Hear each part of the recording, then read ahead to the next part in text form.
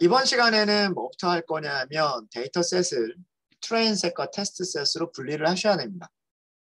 자, 데이터들을 보시면 아시겠지만 데이터들을 만약에 얘네들이 어떻게 돼 있을지는 모르겠지만 뭐 길이나 또는 무게에 대해서 순차적으로 정렬되어 있는 형태였었다라고 한다면 그러면 그 트레인 테스트 스플릿을 할 때 셔플 섞어버리지 않으면 뭐 앞쪽에 있는 일부만 선택되거나 혹은 뒤쪽에 있는 일부만 선택이 될 그런 가능성이 커요.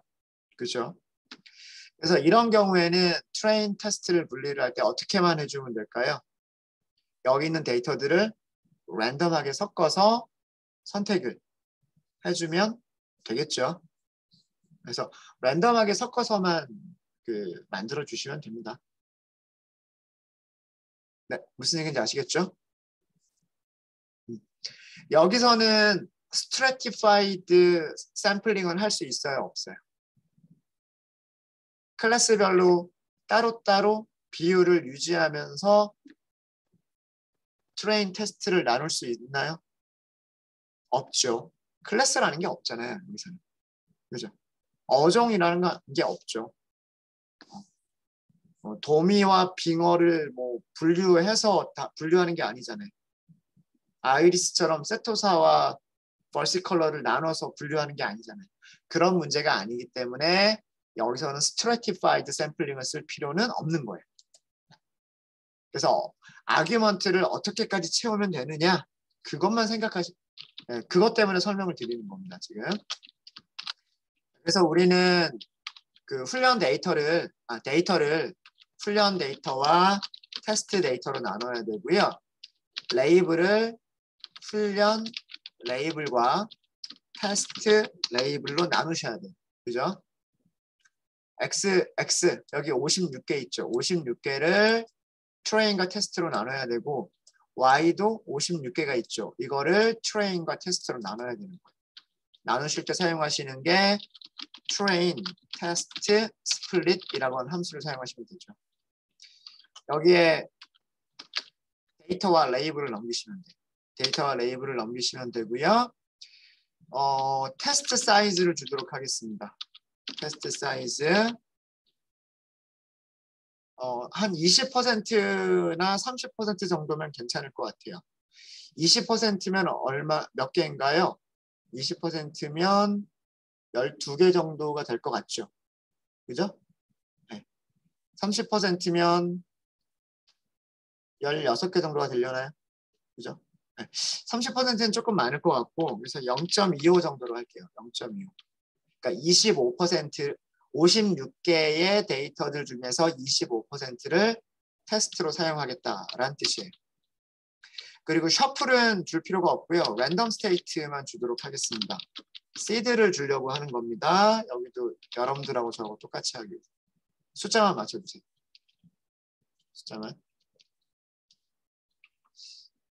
그래서 전체 훈련 세트의 25%를 사용하겠다라고 하는 겁니다. 자, 여기서 셔플은 true가 디폴트 값이에요. 이게 디폴트 값입니다. 그러니까 섞어주는 거죠. 랜덤 샘플링이 기본 값이에요.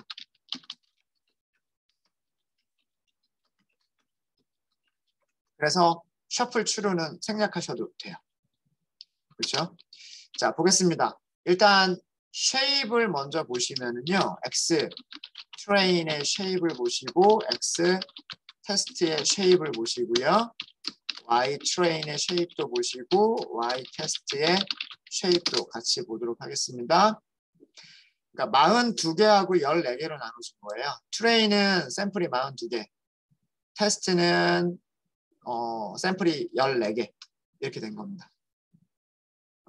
그러니까 14개의 데이터를 42개의 데이터를 가지고서 예측해 보겠다 그런 내용이에요.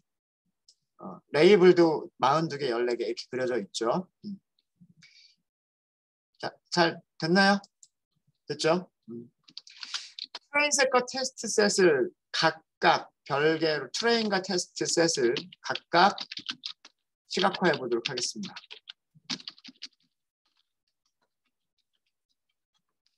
그러니까 따로따로 그리겠다는 얘기야. 따로따로. 점으로 그려주면 좋겠죠. 스캐터로 그리시면 될 거예요.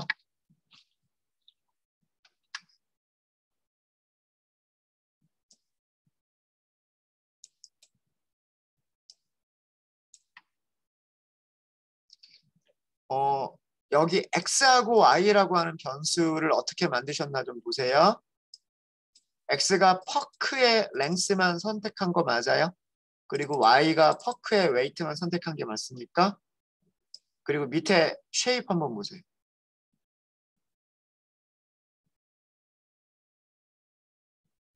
쉐입이 56이라고 되어 있어요.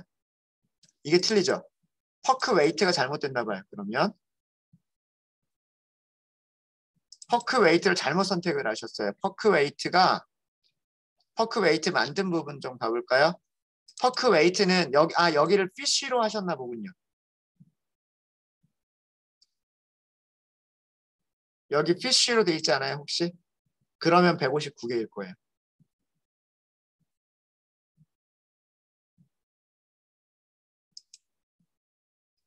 그쵸? 여기서부터 이 셀을 선택하셔가지고 이웃 셀 모두 실행을 하세요. 그러면 쭉 다 실행이 될 겁니다.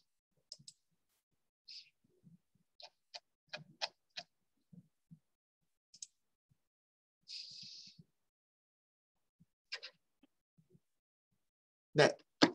시각화를 따로따로 시각화를 해보도록 하겠습니다. 트레인 셋과 테스트 셋을요. X트레인을 X축에다가 그리시면 되는 거고요. 이게 랭스죠. 랭스를 X축에다 그리겠다는 얘기고 Y트레인 이게 무게예요. 그죠?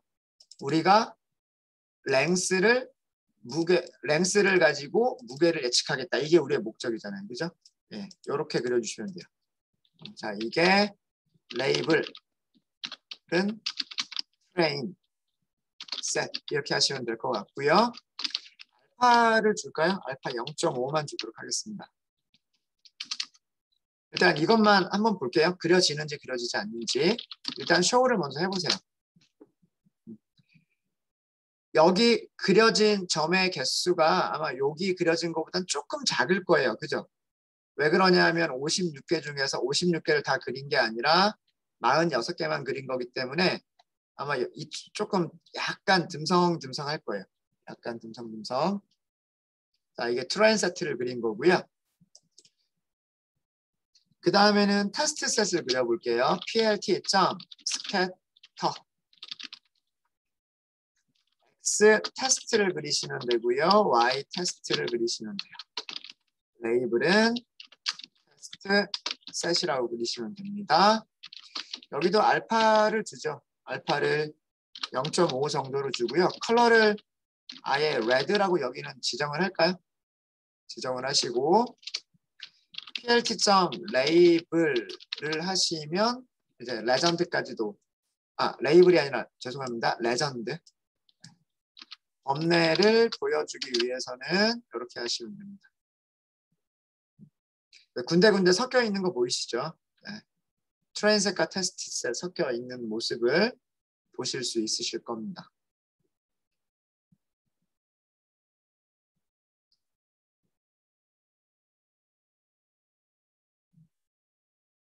뭐 레이블 여기는 뭐 센티미터, 여기는 그램, 이거는 여러분들이 쓸까요? plt.x 레이블, 여기는 length 라고 말씀을 드렸고요. 적어도 이 정도는 있으면 좋을 것 같아요.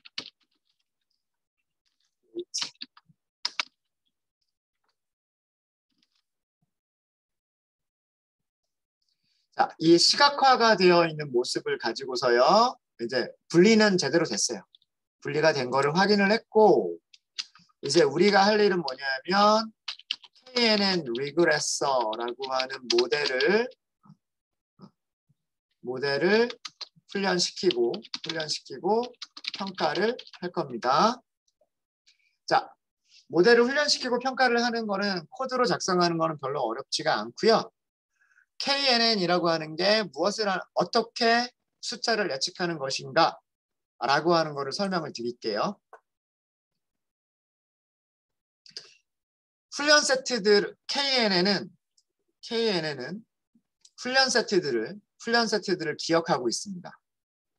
훈련 세트들을 기억하고 있다가 예를 들어서 지금 여기 빨간색 점이 하나가 있죠. 그리고 K를 간단하게 하기 위해서 일단 2개라고 가정을 할게요.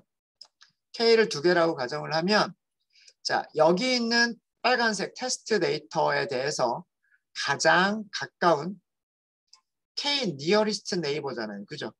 KNN이라고 하는 그 말 자체가 K개의 가장 가까운 nearest neighbor, 이웃을 찾는다잖아요.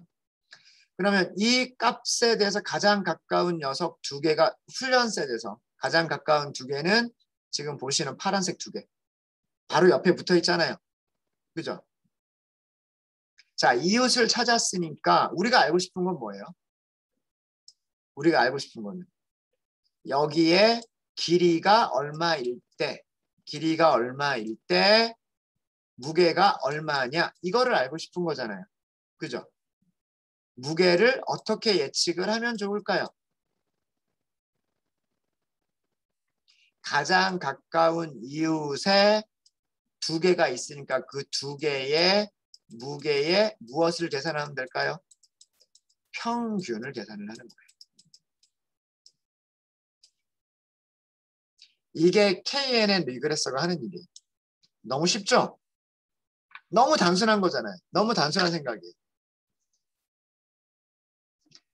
나랑 가까이 있는 내 키와 비슷한, 그러니까 그 물고기의 길이와 비슷한 녀석들을 찾아서 그 녀석들의 무게의 평균을 내면 실제 그 물고기의 무게랑 비슷하지 않겠느냐.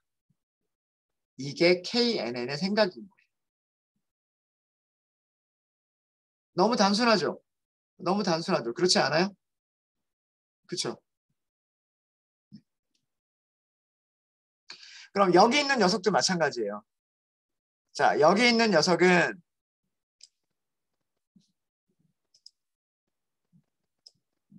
네.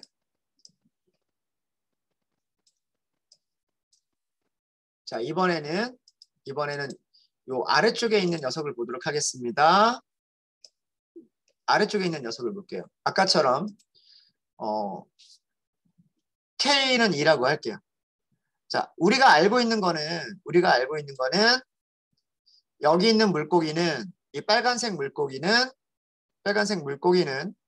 길이가 얼마다 이거는 알고 있는 거예요. 길이는 얼마다라고는 알고 있는데 무게가 얼마냐 이거를 아직 모르는 거예요. 이걸 모르는 거예요. 근데 훈련셋은 레이블을 가지고 있어요. 길이와 무게를 다 알고 있단 말이에요. 지도학습이었잖아요. 그죠? 길이와 무게를 알고 있었던 거예요. 그래서 그 테스트 데이터에서 가장 가까운 이웃 2개를 찾는 거예요. 가장 가까운 이웃 2개를 찾았죠. 그럼 그 2개는 무엇을 알고 있어요? 가장 가까운 이웃의 2개는 무게 알고 있죠. 2번째 물고기의 무게 알고 있죠. 그렇죠? 이 2개의 평균을 계산하면 평균을 계산해서 그 평균으로 얘의 무게를 예측하겠다. 이거인 거예요. 무슨 말인지 아시겠죠? 그러니까 KNN은 정말 너무 단순한 그런 생각인 거예요. 나랑 가까이 있는 녀석들을 K가 2면 2명, K가 5면 5명을 선택을 해서 걔네들의 평균을 계산하겠다. 그리고 그 평균 값을 숫자의 예측값으로 하겠다. 예. 네, 이해되시죠? 어렵지 않죠? K 값을 그럼 이번에는 제가 K 값을 5개라고 한번 해볼게요. 5개라고. 그럼 아까 첫 번째 이 녀석부터 볼까요? 첫 번째 녀석부터 보면 가장 가까이 있는 5개가 아마도요. 하나, 둘, 이쪽에 셋, 넷. 여기 아니면 여기 둘 중에 하나일 거예요. 여기나 여기가 둘 중에 하나가 더 가깝겠죠. 그렇죠? 어떤 게 더 가까울지는 모르겠지만 비슷할 수도 있고요. 비슷할 수도 있고. 제가 보기에는 이쪽 거리가 조금 더 가까워 보이기는 해요. 같은 거리군요, 사실은.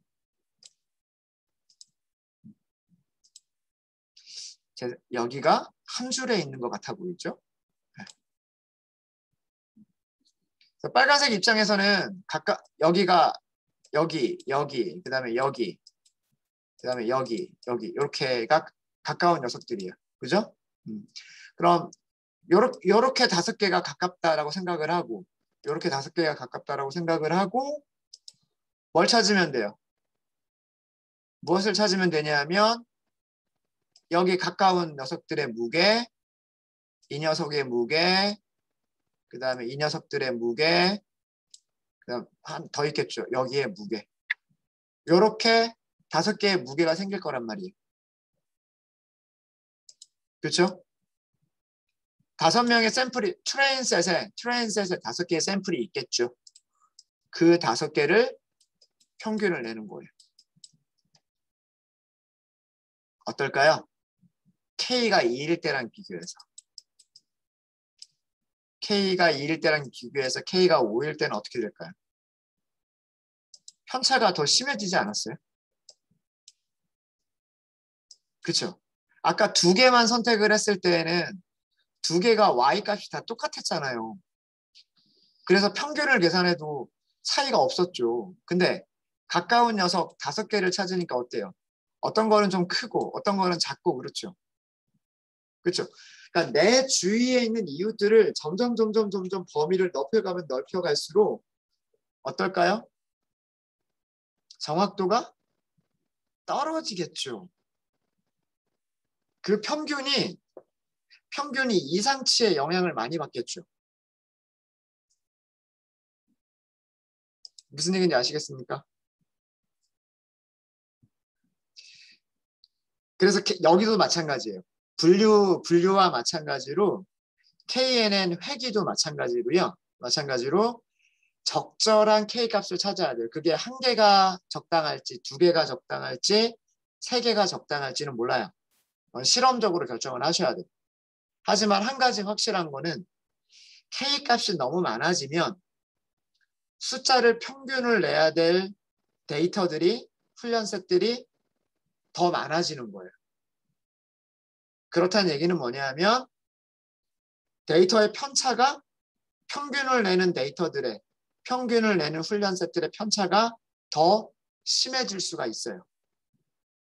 그래서 K값을 마냥 늘리는 것은 별로 좋은 게 아니다. 오히려 K값이 작을수록 정확도가 더 좋을 수도 있겠다. 라고 하는 거예요. 네, 이해되십니까?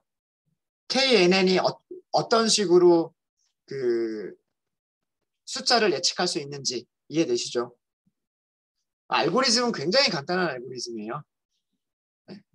이거는 우리가 코드로 만들려고 해도 한 몇 시간이면 만들 수 있어요. 별로 어렵지 않게. 생각은 아시겠죠? 어떤 원리인지는 아시겠죠? 네. 간단하게 정리해 드리겠습니다. KNN 리그레서.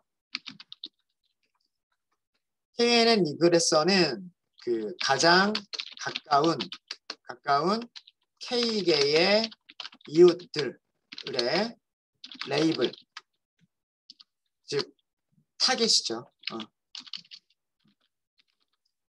타겟의 평균 값으로 숫자를 예측하는 알고리즘입니다. 그래서 그 분류를 할 때와 마찬가지로 분류는 가장 가까운 몇 개 녀석들의 K개의 그 클래스들을 가지고서 클래스를 예측을 하는 거고요. KNN 리그레서는 가장 가까운 K개의 그 이웃들, 가장 가까운 K개의 이웃들의 숫자들의 평균. 그러니까 무게의 평균인 거죠. 그거를 가지고서 예측을 한다라고 하는 겁니다. 생각은 굉장히 간단하죠. 자, 그럼 실제로 만들어 볼게요. 자, 이거를 만들기 위해서, 모델을 만들기 위해서 우리가 임포트한 게 뭐예요? 임포트한 게 네이버라고 하는 모듈을 임포트를 했죠. 그 모듈에서도 무슨 클래스만 임포트를 했어요? K 네이버 리그레서라고 하는 모듈을 임포트를 한 거예요. 이해되셨죠? 자, 보도록 하겠습니다. 네, 해보도록 하겠습니다. KN은 리그레서라고 하도록 하겠습니다. K 네이버 리그레서 이렇게 하시면 되는 거예요. 자, 여기서는 기본값이 몇 개를 사용하나요? K 값이 5예요. 그죠? 네, 일단은 기본값을 그냥 사용을 할게요. 기본값을.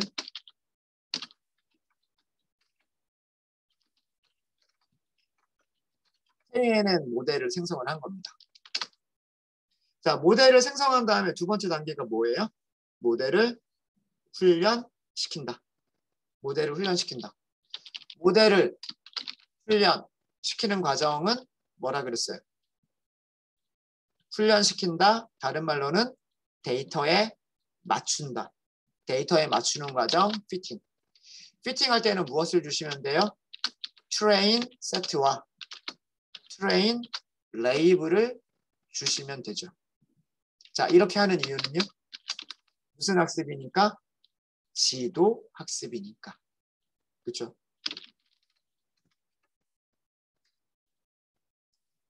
그러니까 물고기의 길이를 준 거예요. 이런 길이를 가지고 있는 물고기는 이런 무게를 가지고 있다. 라고 알려주는 거죠. 문제와 정답을 알려주는 거죠. 어떤 길이를 가지고 있는 물고기는 무게가 얼마가 된다. 이제 이거를 그 데이터들을 바탕으로 무엇을 해라? 예측값들을 만들어내라 라고 하는 게 그게 KNN 목적이란 말이에요. 됐습니까? 네. 자, 만들어졌죠? 만들어졌습니다. 자, 여기서도요, 몇 가지만 말씀을 드리면 우선 매트릭과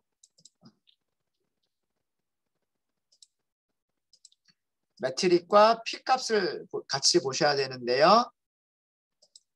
이거는 가장 가까운 이웃을 계산을 할 때, 가장 가까운 이웃들을 선택할 때 거리를 계산을 해야 된다는 얘기죠. 이 부분이 거리 계산을 얘기를 하는 거예요. 무슨 거리를 사용하는 걸까요? 유클리디안 거리를 사용을 하는 거예요. 유클리디안 거리라고 하는 것은 x 빼기 x 프라임이라고 할까요? 제곱 루트 씌우는 거죠. 그렇죠? 이게 거리예요.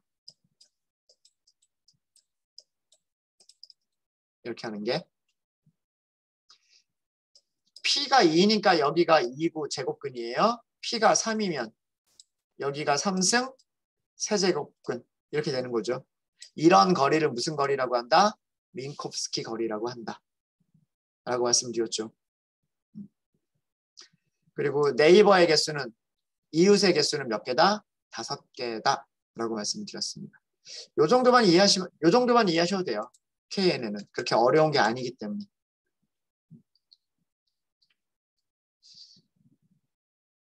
자, 그러면 훈련셋의 예측값을 찾아보도록 할게요.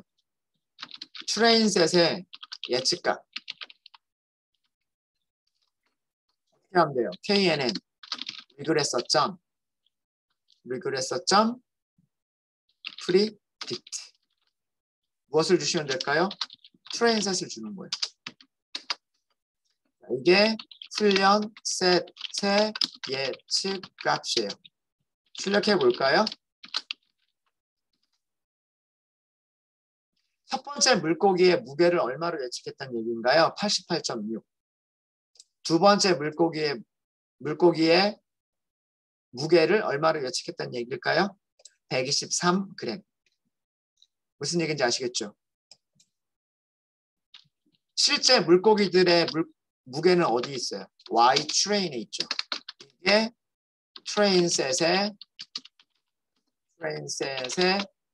실제 값이에요.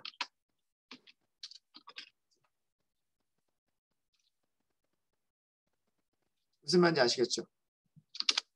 볼까요? 자, 대충만 볼게요. 대충만. 실제 85g을 얼마로 예측했다? 88.6g으로 예측했다는 얘기예요. 실제 135g을 123g으로 예측했다는 얘기고요. 실제로 78g을 79.6g으로 예측했다는 얘기예요. 뭐 한 1g, 2g, 3g 요 정도 차이가 나고 있죠. 두 번째는 좀 차이가 좀 심하네요. 123g이고 여기는 135g이니까 12g 정도, 10g 이상이 차이가 나는 거죠. 여기는 거의 비슷하죠. 70g하고 70.6g. 근데 여기는 또 차이가 좀 심하죠. 700g하고 723g. 23g이나 이렇게 차이가 나니까. 그죠? 네. 자, 이게 획이에요. 획이. 이렇게 숫자를 예측하는 게 획입니다. 네, 되셨습니까? 자, 회계에서는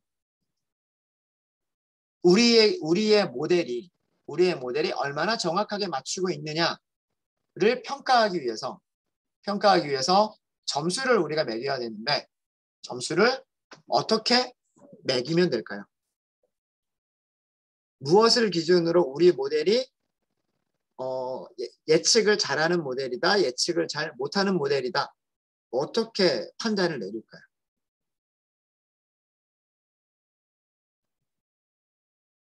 아까 제가 어떻게 했었죠?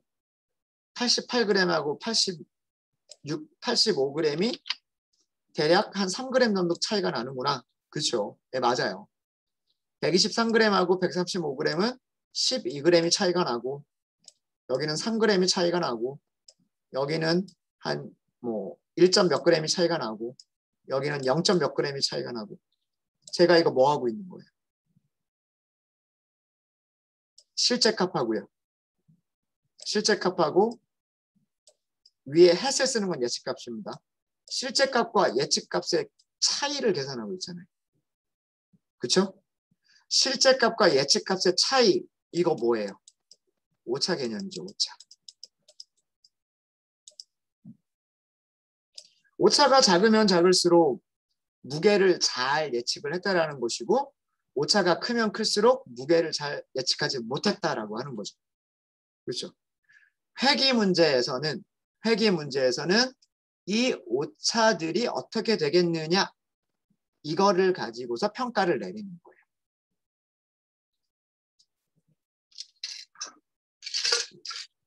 이해되시죠? 자, 근데 오차가 하나가 나오는 게 아니잖아요. 훈련셋이 아까 42개가 있었죠? 그죠? 응? 첫 번째 샘플에 대한 오차. 그렇죠? 두 번째 샘플에 대한 오차. 세 번째 샘플에 대한 오차. 이 오차가 몇 개나 생겨요? 샘플 개수만큼 오차가 생기는 거잖아요. 그렇죠?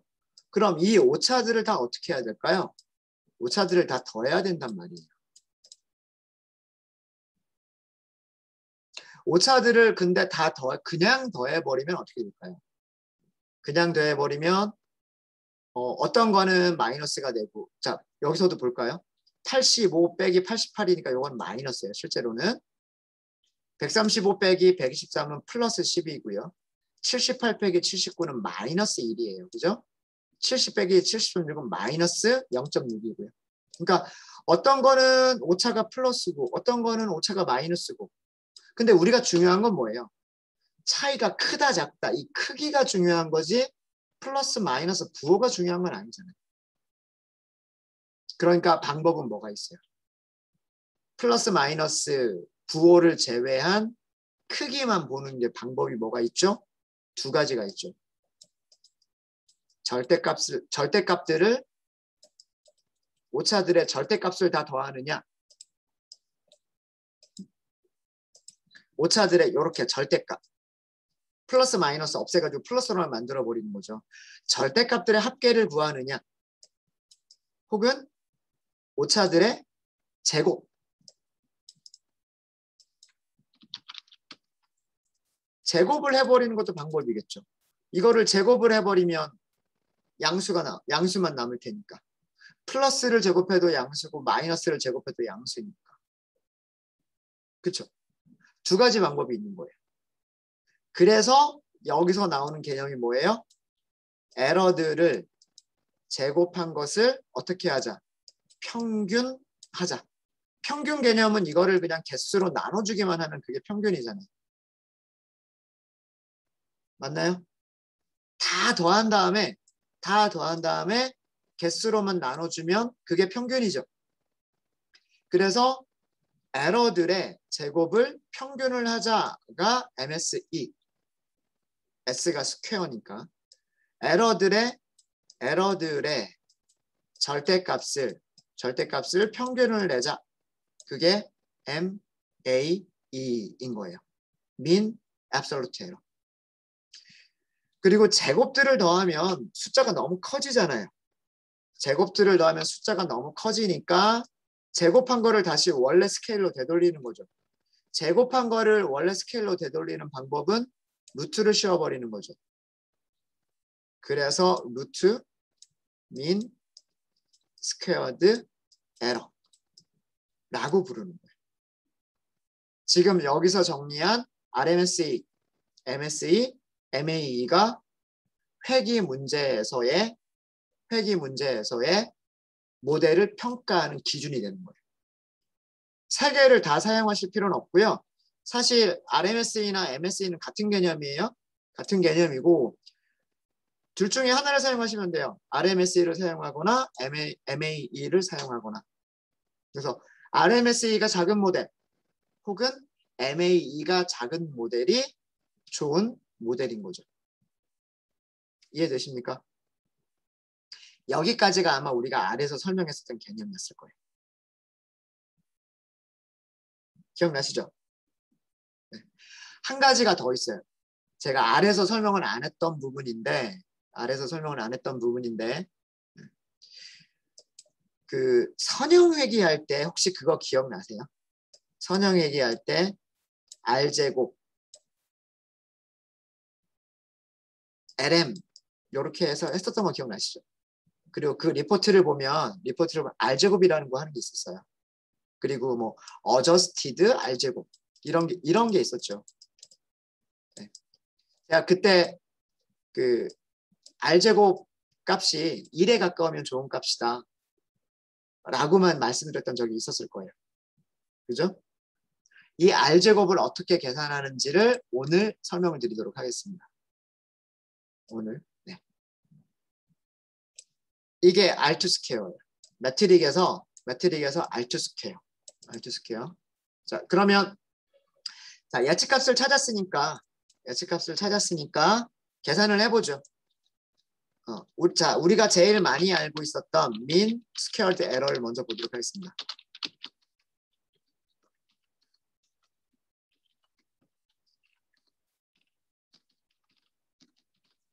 오차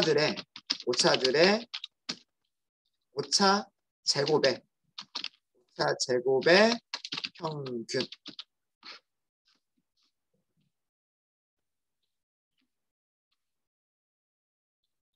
오차 제곱. 말 그대로예요. 오차들을 계산하고 제곱을 해주고 다 더한 다음에 n 개수로 나눠주고 오차 제곱의 평균. 그리고 이게 숫자가 너무 커지니까 여기에다 루트를 씌워준 값. 루트를 씌워준 값이 RMSE. 루트 mean squared error.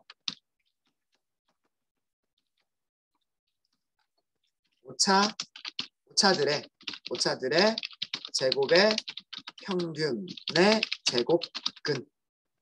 오차 제곱 평균의 제곱근. 아시겠죠? 계산하시는 방법은요. 우리 임포트 다 이미 끝났어요.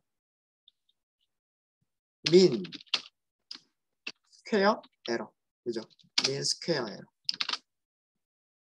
자, 사용하시는 방법이 사용하시는 방법이 우리가 accuracy score라고 하는 함수 있었죠. 분류해서 accuracy square, score, 정확도 계산할 때 필요한 게 뭐였어요?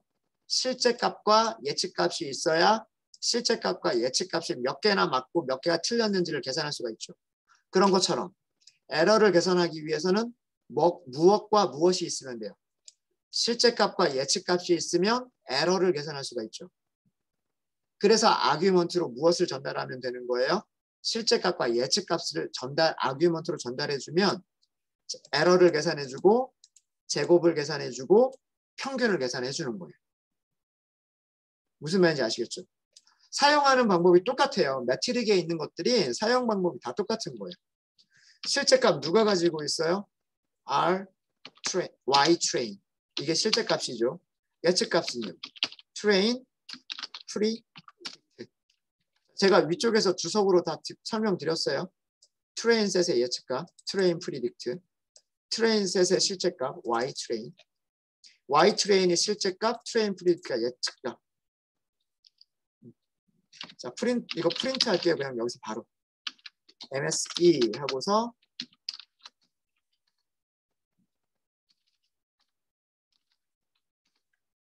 이렇게 바로 프린트 하면 되겠죠. 이거 하는 이유는 뭐 때문이냐면 그 다음에 RMSE 같이 프린트 하려고. RMSE는 함수가 따로 없어요. 왜 그러냐면 numpy.square 루트만 씌워주면 되니까. 민 스퀘어 에러에다가 제곱근만 씌워준 게 루트 민 스퀘어 에러기 때문에 따로 없어요. 함수가. 그래서 요거는 직접 계산을 하셔야 돼요. 직접 계산을 하셔야 되는데 요거를 여기다가 넣어주시면 되는 거죠. MSA가 3716이 나오는 거고요. 제곱근 씌워주면 60이에요. 60을 제곱하면 66, 36, 3600이잖아요. 그렇죠? 맞죠? 60.1이니까 지금 이렇게 되는 거예요. 그래서 대략 평균적으로 한 60g 정도 차이가 나겠다. 뭐 그런 내용인 거예요. 지금 보면.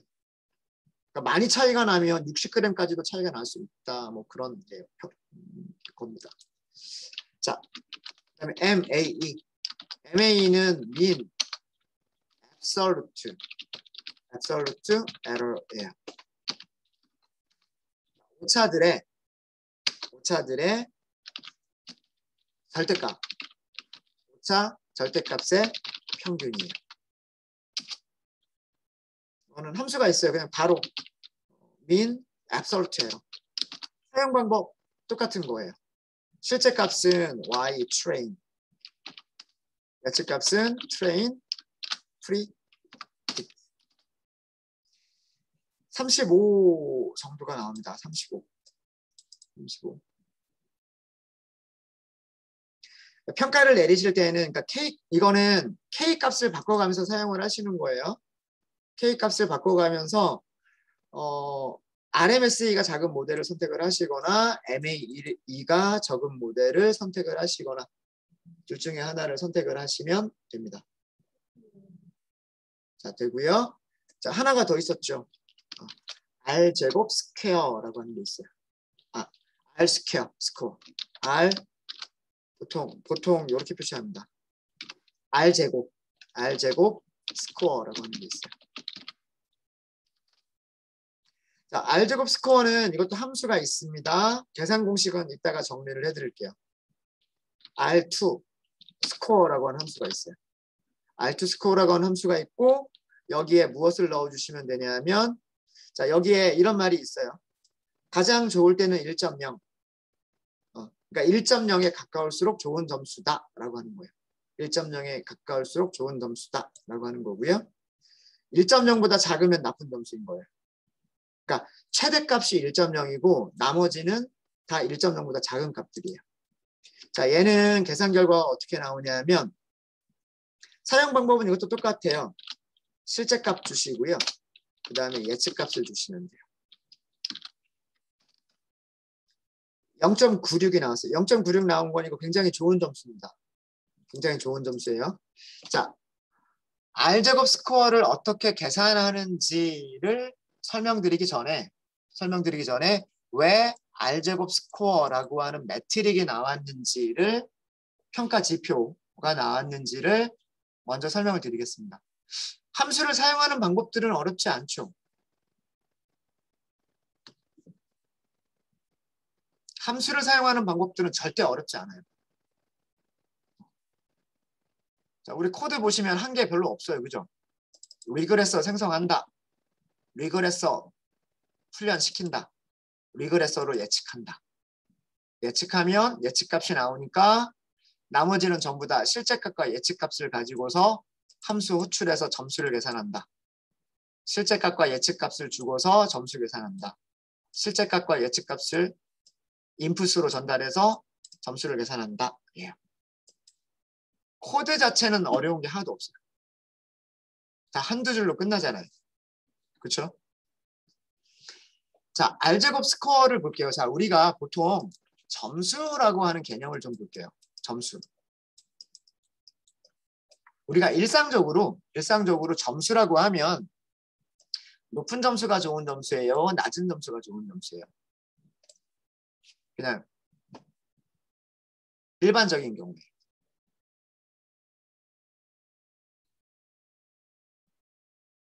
예를 들어서 90점이 좋은 점수예요? 50점이 좋은 점수예요? 높을수록 좋은 거죠. 그렇죠? 우리는 보통 점수라고 한다면 점수라고 하는 게 평가 지표잖아요. 평가 지표라고 한다면 보통 높은 점수일수록 좋은 거, 낮은 점수일수록 나쁜 거라고 보통 생각한단 말이에요. 자, 정확도 보세요. 정확도를 보시면 1에 가까울수록 좋은 거고요. 0에 가까울수록 나쁜 거예요. 그죠? 99% 정확도 좋은 거고요. 10% 정확도 되게 나쁜 거란 말이에요. 맞죠?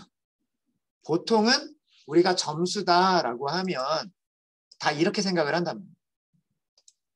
자, 그런데 회귀에서는 숫자를 예측하는 거는 오차가 작으면 작을수록 좋은 거란 말이에요.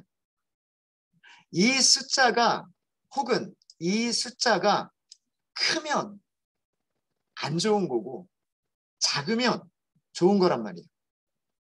그러니까 낮은 점수가 자 이거를 그냥 점수라고 하는 게 오차가 아니라 점수라고 하는 개념으로 생각을 해버리면 우리가 이제까지 생각하던 점수와는 정반대 개념이 돼버리는 거예요. 반대의 개념이 돼버리는 거예요.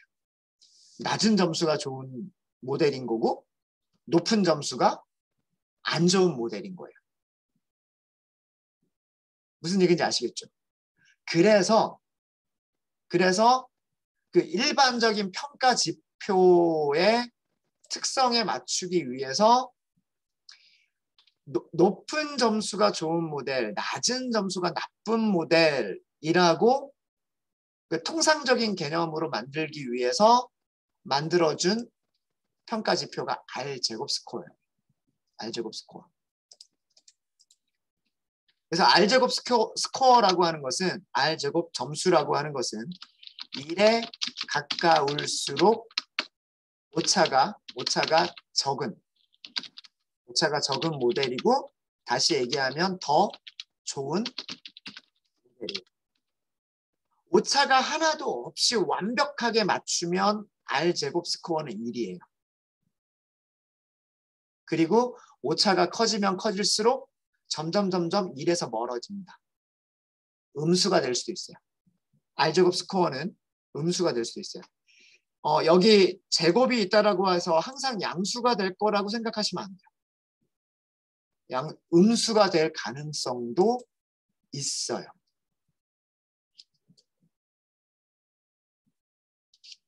음수가 될 가능성도 있습니다. 그래서 R제곱 스코어를 만든 이유는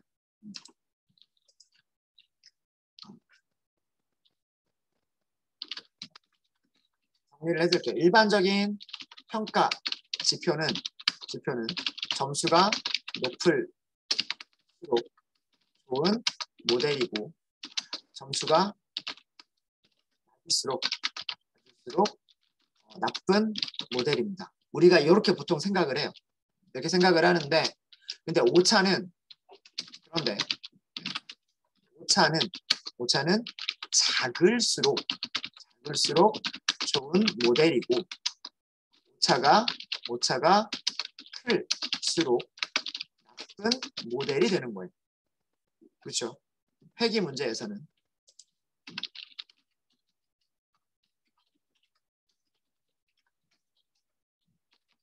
그래서 이거를 해결하기 위해서 이런 문제를 해결하기 위해서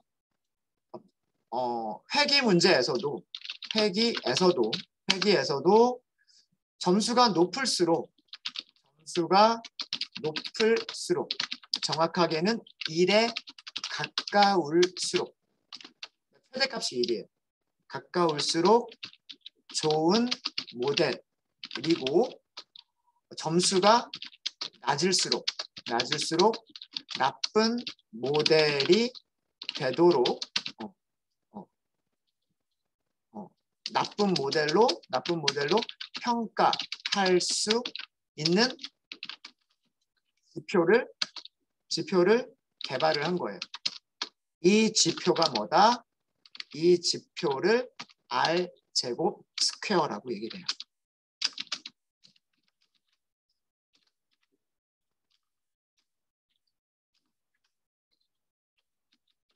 R제곱 점수라고 얘기를 합니다. 여기 요 부분을요. 앞 뒤로 달러로 감싸주시면 이렇게 제곱 표시를 할 수가 있어요. 이게 마크업에서 사용하시는 주피터 노트북에서 사용하시는 그런 기능입니다. 자, 계산 공식은 어떻게 계산을 하는 것인지에 대해서는 다음 시간에 설명을 드릴게요.